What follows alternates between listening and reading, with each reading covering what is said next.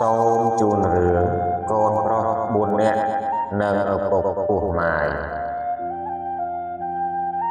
ក្នុងកាលកន្លងទៅហើយមានបរិសម្នាក់ជាអ្នករកស៊ីលក់ដូរមានធនធានទ្រព្យសម្បត្តិច្រើនគ្រាន់បើហើយគាត់មានកូនប្រុស4នាក់មានវ័យវឌ្ឍនាការគ្រប់ការអស់ក្រោយពេលដែលប្រពន្ធរបស់គាត់អនិច្ចកម្មទៅគាត់ទ្រាំរស់នៅជាបរិសពោះម៉ាយពុំយកប្រពន្ធទៀតទេគាត់ទ្រាំរស់នៅជាមួយកូនប្រុសៗទាំងអស់របស់គាត់អស់រយៈកាលជាយូរដោយមានការលំបាកព្រោះតែខ្វះស្ត្រីជាមេតេះជាអ្នកចម្អិនអាហារនិងជួយមើលថែរក្សាទ្រព្យសម្បត្តិបំពេញបំពកក្នុងផ្ទះផងនោះគាត់ក៏បានរៀបការប្រពន្ធឲ្យកូនច្បងហើយយកកូនប្រសាស្រីមកនៅជាមួយហើយបានចែកទ្រព្យសម្បត្តិមួយចំនួនជូនដល់កូនច្បងនិងកូនប្រសាស្រីនោះ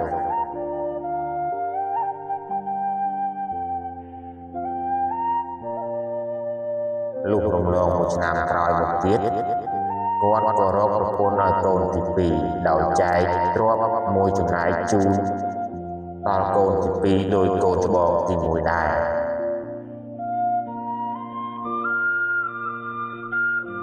តមកទៀតគាត់ក៏បានរៀបការកូនទី3ហើយបានចែកទ្រព្យសម្បត្តិមួយចំនួនទៀតជូនដល់គ្រួសារកូនទី3លុះដល់ឆ្នាំជាកម្រ4គាត់ក៏បានរៀបការឲ្យកូនប្រុសទី4ហើយចែកទ្រព្យសម្បត្តិមួយចំណែកទៀតផងដែរគាត់ចែកទ្រព្យសម្បត្តិទាំងអស់របស់គាត់ជូនកូនប្រុសនិងកូនប្រសាស្រីរបស់គាត់ទាំង4នាក់រហូតទាល់តែអស់ហើយកូនទាំងអស់បានទទួលនូវទ្រព្យសម្បត្តិស្មើគ្នាចំណែកខ្លួនគាត់គឺនៅសល់តែផ្ទះមួយខ្នងដែលពុំបានចែកឲ្យកូនណាម្នាក់នោះទេដោយគាត់គិតថាទុកផ្ទះនេះសម្រាប់រស់នៅជុំគ្នាទាំងអស់ទាំងកូនប្រសាស្រីនិងកូនប្រសាប្រុសដែលគាត់ចែកទ្រព្យរបស់អស់រលីងពីខ្លួនដូច្នេះមកពីគាត់គិតថាដើម្បីឲ្យស្រឡះខ្លួនគាត់ឲ្យគាត់នៅទំនេរស្ងៀមចាំឲ្យកូនរកស៊ីចិញ្ចឹមជីវិតរហូតដល់ស្លាប់វិញប៉ុន្តែគំនិតគាត់គិតនោះគឺខុសស្រឡះការដែលគាត់នៅជុំជាមួយកូនប្រុសៗរបស់គាត់ទាំង4នាក់កាលមិនទាន់មានគ្រួសារនៅឡើយកូនទាំងនោះស្រឡាញ់បងប្អូនណាស់ពុំដែលបែកចិត្តគំនិតពីឪពុកនិងបងប្អូនឡើយលុះបានប្រពន្ធមករៀនខ្លួនហើយក៏បែកចិត្តគំនិតផ្សេងពីគ្នានៅរួមរស់ជុំគ្នាពុំសូវបានសុខចេះតែស្ទាបរមាស់បន្តិចទាស់នេះបន្តិចទាស់នោះក៏នាំគ្នាចុះចេញពីផ្ទះកំណើតទៅរកសាងសង់ផ្ទះថ្មីទីតីគ្នាទាំងអស់ចោលតាឪពុកពោះម៉ាយឲ្យនៅតែឯកោអនាថាកាលកូនទាំង4នាក់ទើបនឹងចុះចេញពីផ្ទះឪពុកថ្មីនោះកូនទាំងអស់នៅហុចបាយហុចចំណីឲ្យឪពុកបន្តិចបន្តួចរាល់ថ្ងៃលុះមានកូនចៃគ្រប់គ្នាជួនពេលប្តីរវល់ដើរទៅជួយស្រុកឆ្ងាយភរិយានៅផ្ទះអាងតែប្តីមិននៅនិងអាងតែខ្លួនមានកូនចៃផងនោះក៏បងអង្គជូនបាយទឹកឪពុកមេដោយមេខ្លះគិតថាប្រហែលប្អូនគេឲ្យហើយមេខ្លះគេគិតថាដែរប្រហែលជាបងឲ្យហើយកូនប្រសាទាំងអស់នាំគ្នាគិតដូច្នេះតែរៀងខ្លួនយូរថ្ងៃទៅតានោះអត់បាយមួយពេលក៏មានពីរពេលក៏មានវេលាប្តីមកពីរកស៊ីវិញដឹងរឿងនេះបានស្ដីបន្ទោសប្រពន្ធនាងភរិយាខ្លះដោះសារថាកូនឈឺភរិយាខ្លះដោះសារថាខ្លួនពុំនៅជាប់រវល់ទៅជួយញាតិជិតខាងស្រេចតែមេប្រពន្ធវាដឹកមកយ៉ាងណាប្តីតាមប្រពន្ធរបស់ពួកគេទាំងអស់ចំណែកតាពុកម៉ាយអត់បាយក្រហាយទឹកមានសម្ពុតសៅស្បាយសម្រាប់ស្លៀកពាក់ដល់ថ្នាក់ដើរសុំទានគេបរិភោគរងទុក្ខវេទនាពន់ពេកបើនឹងលក់ផ្ទះក៏ចាស់ពុំសូវបានថ្លៃប៉ុន្មានហើយនឹងគ្មានទីជម្រកជ្រកនៅផង ក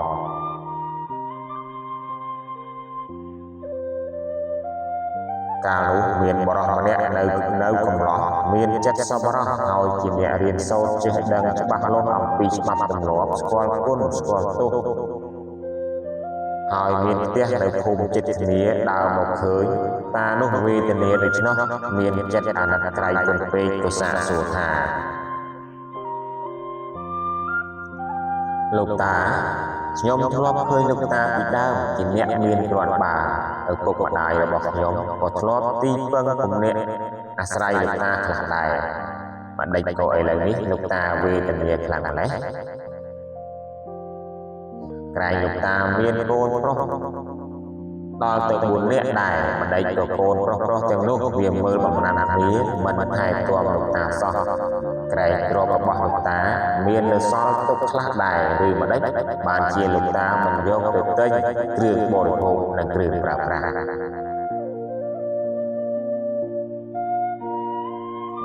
តាចាស់ឮហើយក៏ឆ្លើយប្រាប់វិញថាអូណូលោកចៅអើយលាក់បាំងអីពីដើមតាមានទ្រព្យធនគ្រាន់បើពិតមែនប៉ុន្តែ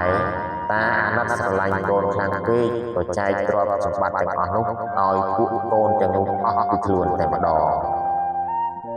គិតថាឲ្យពួកវាចិញ្ចឹមបីបាច់តាវិញឥឡូវពួកវាមានប្រពន្ធអស់ហើយថែមទាំងមានកូនទៀតវាឃើញឯងអស់ទ្រព្យប្រលីងពីខ្លួនវាអត់នឹកងាររកតាសោះវាតាមតែប្រពន្ធរបស់វាញាក់ទោះបីប្រពន្ធចង់ឲ្យវាចូលរំដាមវាក៏វាចូលរំដាមតាមប្រពន្ធវាដែរ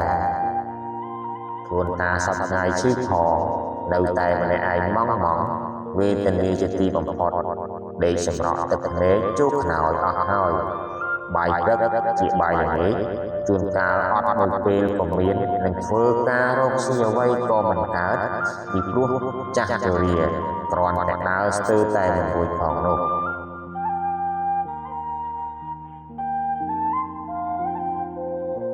ដោយលោកចៅឃើញស្រាប់តាដេកចាំដល់តែថ្ងៃស្លាប់ទេចៅកំឡោះលាន់មាត់ថាយីអើកូនតាមានចិត្តអាក្រក់ដល់ម្លឹងណោបើអញ្ចឹងលោកតាកុំភ័យខ្ញុំមានឧបាយមួយជួយធ្វើឲ្យលោកតាបានសុខកាយសប្បាយចិត្តដូចពីដើមវិញតែលោកតាត្រូវធ្វើតាមខ្ញុំប្រាប់លោកតាត្រូវរកពាងមួយមានមាត់តូចល្មមជុះអាចនិងនោមដាក់បានហើយលោកតាត្រូវនោមនិងបន្ទប់បង់ដាក់ឲ្យពេញហើយរកកំណាត់សម្ពុតរុំបិទមាត់ឲ្យជិតជីកកប់ក្នុងដីជិតជើងសសរទ្រុងផ្ទះហើយបើមានអ្នកណាដើរមកលោកតាត្រូវនិយាយប្រាប់ទេថាខ្ញុំនៅសល់កំណប់មាសប្រាក់មួយពាងកប់ទុកពុំទាន់ចែកឲ្យកូនណានៅឡើយទេចាំមើលកូនណាចិត្តបាននឹងដឹងគុណខ្ញុំពេលខ្ញុំចិត្តស្លាប់ខ្ញុំនឹងប្រគល់ឲ្យទៅកូននោះជាក់ជាមិនខាន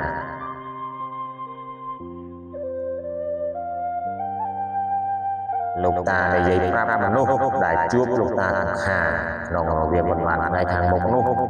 លោកតាកុំដើរសុំទានជាទៀតចាំខ្ញុំយកបាយនឹងទឹកមកជូនពិសាសូមលោកតាកុំព្រួយបារម្ភឡើយតាចាស់លឺហើយក៏តាំងធ្វើតាមចៅចិត្តសប្បុរសនោះទាំងអស់លោកបានប្រហែល5ថ្ងៃសម្ដីលោកតា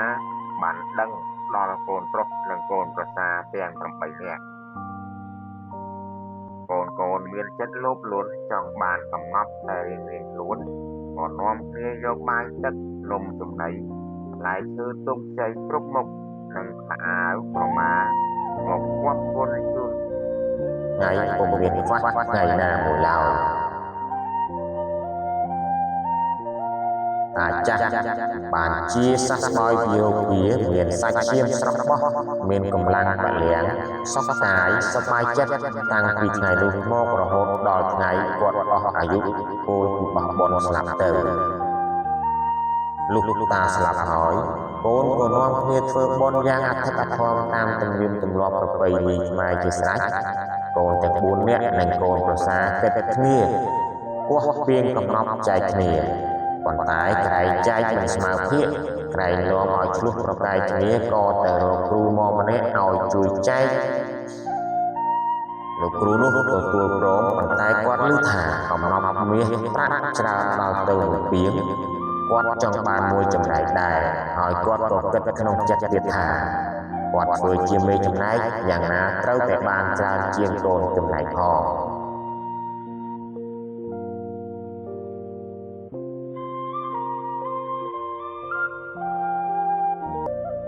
គាត់ក៏ដើររុនរះមកដល់ផ្ទះកំណប់ភ្លាមតាំងយកពួយធំមួយមករំជួតក្បាលធំទៅមើលធ្វើឲ្យខំកណ្ដាលដោយគេទូលជើងឆ្នាំងផ្កាឡើងលើក៏តាំងអង្គុយពេនណែនលើដីរៀបស្មើរលីងមិនភ្នែកសង្រួមស្មឹងស្មាតឈរមុខត្រង់ទិសទៅទិសខាងកើតហើយគាត់ប្រាប់កូនទាំង4នាក់ឲ្យទៅគោះយកពាងកំណប់នោះមកប៉ុន្តែគាត់ហាមថាកុំអាស្រ័យមាត់ពាងក្រែងខុសថ្នមចាំគាត់បង្គាប់សិនលុះយកពាងមកដល់ហើយគាត់ឲ្យកូនទាំង4នាក់ឈរគ្រប់ទិសទាំង4គាត់ជុំវិញគាត់មិនភ្នែកយកដៃទាំងអស់គ្នាចាប់លើពាងត្រស្ទូចបាត់ទូលលើក្បាលហើយសុំស្រាយចំណងមាត់ពាងនាំគ្នាពាងចាក់ពាងស្រោចកំណប់មកលើក្បាលគាត់បើកំណប់ជ្រុះទៅទិសណាប៉ុន្មានត្រូវបានទៅអ្នកឈរកំណាត់កាន់ទិសនោះបើកំណប់ណានៅសល់ទៅលើឈ្នួតក្បាលគាត់ត្រូវបានជារង្វាន់លោកគ្រូទាំងអស់កូនទាំង4នាក់ក៏ចាប់ផ្ដើមធ្វើតាមបង្គាប់លោកគ្រូមិនហ៊ានឲ្យលៀងឡើយភរិយាទាំង4នាក់វិញឈរកាន់ពីជើងរៀងខ្លួនក្បែរប្តីរបស់ខ្លួនត្រៀមដើម្បីចាំកើកំណប់ក្នុងពេលដែលចែកកំណប់នោះមានអ្នកស្រុកជិតខាងទៅចាំមើលផងដែរនិមិត្តតែគេលើកពាងបាត់ទូលរួចស្រ័យមាត់ពាងអៀងចាក់ឈូមកទឹកម៉ូតត្រាំលីមួកច្រើនខួបហូរឈរស្រោចលើក្បាលលោកគ្រូពេញកំពង់ហើយចាត់បាច់សាច់ចេញទៅគ្រប់ទិសប្រឡាក់ប្រឡោះពីពេញមុខមាត់និងសម្ពុតកៅសៅស្បៃរហូតដល់នាងប្រពន្ធទាំង4នាក់ទៀតផងលោកគ្រូបានចំណែកច្រើនជាងគេធំក្លិនខ្មេះថាមិនត្រូវគេឃើញលោកគ្រូស្រមើមើបាត់មុខមាត់រូបរាងអស់ខំក្រោកឡើងសោះប្រោះមកអស់ពួកបរិស័ទដែលឈរចាំមើលពួកបរិស័ទឃើញហើយក៏ផ្អើលរត់ប្រញាប់ចេញប្រដេញទៅផ្ទះរៀងខ្លួនទើបលោកគ្រូស្រែកជេរកែសំនួនទៅកូនទាំង4នាក់និងកូនប្រសាថាមកពីដែងអាដែងទាំងអស់នេះអាមេអស់នេះបានធ្វើបាបមកទៅគុកងារច្រើនណាស់ហើយមើលទៅបានជាកំណប់មាសប្រាក់អន្តរាយខ្លាយទៅជាទឹកនោមនិងលីមួកប្រឡាក់ខ្លួនអញអស់ដូច្នេះយីខ្មោចអាផេះមេកំផេះអស់នេះខូចមែនលោកគ្រូនិងកូនទាំង4នាក់និងកូនប្រសានាំគ្នារត់រហ័សលោតរំលាក់ខ្លួនទៅក្នុងទន្លេប្រងខំត្រាំទឹកដោះលាងអស់រយៈពេលយ៉ាងយូររួចក៏នាំគ្នាឡើងទៅលើផ្ទះរៀងខ្លួនបានសេចក្តីក្តៅក្រហាយស្ដាយក្រោយខ្មាស់គេតកូនតចៅនិងរស់នៅដោយក្តីអាម៉ាស់ចំពោះអ្នកស្រុកតរៀងមក